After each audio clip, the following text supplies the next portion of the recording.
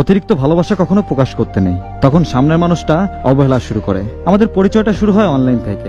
আমি ওরে প্রথম মেসেজ দিই, আর আমার মেসেজ যাওয়ার সাথে সাথে সেও রিপ্লাই দেয়।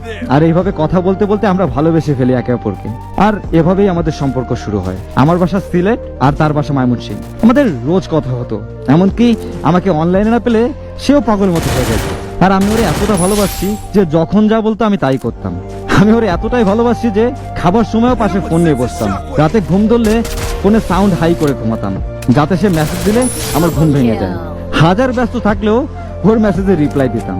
ওর সাথে ঝগড়া হলে বা রাগ করে থাকলেও আমি ফোনের দিকে তাকিয়ে থাকতাম যে কখন একটা কল আসবে। তা আমাদের সম্পর্ক আলহামদুলিল্লাহ ভালোই চলতেছিল। তারপর আমরা পরিবারকে জানাই আমাদের সম্পর্কের কথা, আর আমাদের দুই পরিবার মেনে নেয়। কিন্তু তখন আমি ইন্টার সেকেন্ড ইয়ারে পড়ি। সে জানতো আমার বাবা নেই, বাবা ব্যবসা করতো, আর বাবা মারা যাওয়ার পর আমাদের ব্যবসা দেখতো আমার খালার জামাই। ধীরে ধীরে আমাদের বিয়ের কথা হয় দুই পরিবার থেকে, কিন্তু সমস্যা হয় ওর পরিবার আমাদের কাছে 20 ভরি সোনা চায়। এই কথা শুনে আমার মা ওদেরকে বলে যে আমি দিতে পারবো, কিন্তু দেখেন এত টাকা এখন দিলে আমাদের ব্যবসার অনেক ক্ষতি হবে, যা পরবর্তীতে আমার ছেলের জন্য সমস্যা হবে। আর ছেলেকে ফ্রান্স পাঠাবো বলে পাসপোর্ট জমা দিছি, ওই জায়গায়ও তার অনেক টাকা লাগতেছে। আমরা এখন মেয়েকে রিং পরায় রাখি, আমার ছেলে যাওয়ার পর পর তোমরা যা চেয়েছো তাই দিব। পরে আমার দিকে তাকিয়ে আমার মা বলছিল 12 ভরি সোনা দিবে, কিন্তু ওর পরিবার মানেনি। ওরা যা চেয়েছে তাই দিতে হবে। ওরা নাকি যা চেয়েছে তা পেলে ওরা মানুষকে বলতে পারতো যে 20 ভরি সোনা দিয়েছে। তখন নাকি মানুষ এই সোনাগুলো দেখে ছেলে বেকার এই কথা বলতো না। সত্যি কথা বলতে আমার মানুষটা অনেক চেষ্টা করছে যাতে আমরা এক হই। তখন ওর মা বললো ঠিক আছে, ছেলে যাক, পরেরটা পরে বুঝবো। আমার মা অনেক বুঝাইছে পরে। আমার মা রাগে আমার কাছ থেকে ফোন নিয়ে নেয়। ওইদিকে সে অনেক কল দেয়, কিন্তু আমার কাছে ফোন ছিল না। এর কিছুদিন পর আমাদের আবার কথা শুরু হয়, কিন্তু ওই মনে মনে ভেবে নিয়েছে যে আমি ইচ্ছে করে ফোন ধরিনি। সে বলছিল আমার মা নাকি ওরে আনতে চায় না, কিন্তু আমার মা বলছিল দরকার হলে আমি হয়ে মেয়ের বাসায় যাব। আমরা দুই পক্ষ কথা বললে সুন্দর একটা সমাধান বের হবে। কিন্তু আমার মাকে আসতেও দেয়নি। আর ওই থেকে শুরু হয় আমার প্রতি ভালোবাসা কমা। আর তখন থেকে ইচ্ছে হলে মেসেজ করতো, ইচ্ছে হলে কল দিত।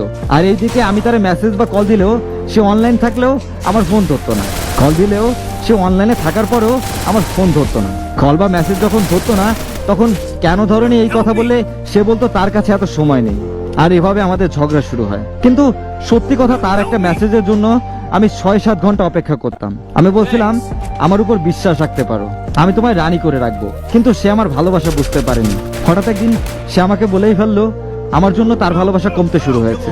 ওই কথা শোনার পরেও আমি ওরে ছেড়ে যাইনি। ও একটা কথাই মনে মনে ঠিক করে নিয়েছিল, ও আর আমার সাথে থাকবে না। তারপরও শেষ 2টা কথা বলেছিল, সে যদি আমায় নাও পায় সে আফসোস করবে না, সেটা ভাববে যে আল্লাহ তার জন্য নাকি আমাকে মঙ্গল হিসেবে রাখেনি। সে আরো একটা কথা বলেছিল আমি কেন এত মেসেজ বা কল দিই, আমি নাকি তার জীবনে গুরুত্বপূর্ণ মানুষ না। তখন আমি ভেবে নিয়েছি সে হয়তো আমায় ভুলে গিয়েছে, সে আমার থেকে মুক্তি চাচ্ছে। আর আমি তখন নিজে ওর সাথে যোগাযোগ বন্ধ করে দেই।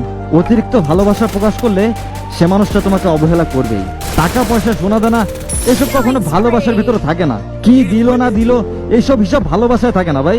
তবে অতিরিক্ত কোনো কিছুই ভালো না। হয়তো এই গল্পটাই তার প্রমাণ।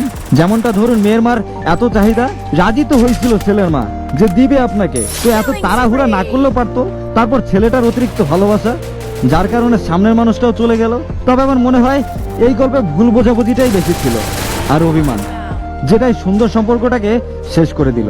কোনো কিছু শেষ করতে সময় লাগে না, কিন্তু এটা করতে অনেকটা সময় লাগে। তাই শেষ করার আগেও একটাবার ভালোভাবে সময় নিয়ে ভাবা উচিত, কারণ দ্বিতীয়বার আর প্রথমবারের মতো হয় না। তাই তো বলবো যে যা করবেন বুঝে শুনে করবেন।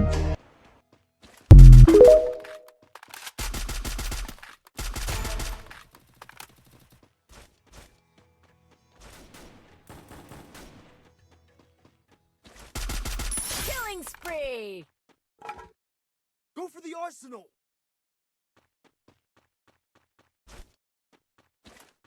Team wipeout!